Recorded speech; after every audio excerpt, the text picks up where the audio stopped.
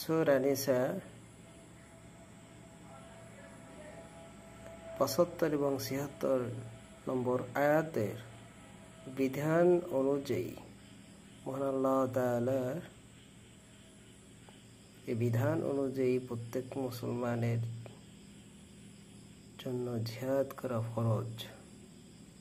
আর সে অনুযায়ী যে সমস্ত দুর্বল পুরুষগণ, নারীগণ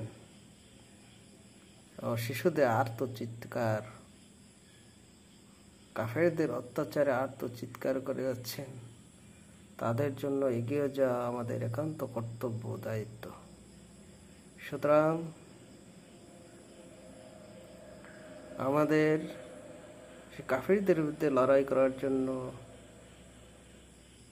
যে সমস্ত হাতিয়ার সরঞ্জামাদি আবিষ্কার করা প্রয়োজন, তা আবিষ্কারের জন্য প্রচেষ্টা চালানো আমাদের ইমানি দায়িত্ব, কর্তব্য।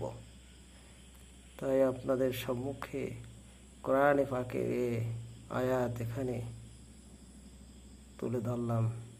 আল্লাহ তাআলা আমাদের সকলকে বুঝার তৌফিক দান করুন, আমিন।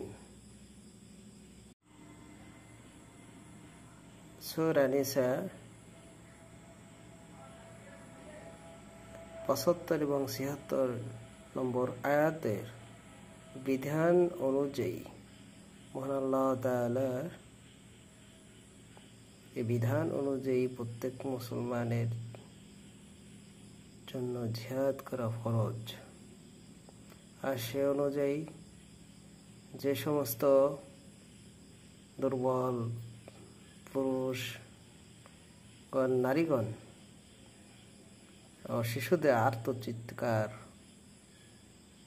কাফেরদের অত্যাচারে আর্তচিৎকার করে যাচ্ছেন, তাদের জন্য এগিয়ে যাওয়া আমাদের একান্ত কর্তব্য, দায়িত্ব।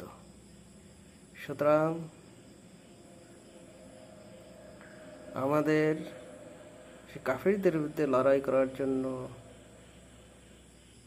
যে সমস্ত হাতিয়ার সরঞ্জামাদি আবিষ্কার করা প্রয়োজন, তা আবিষ্কারের জন্য প্রচেষ্টা চালানো আমাদের ইমানি দায়িত্ব, কর্তব্য। তাই আপনাদের সম্মুখে কোরআনে পাকের আয়াত এখানে তুলে ধরলাম। আল্লাহ তাআলা আমাদের সকলকে বুঝার তৌফিক দান করুন, আমিন।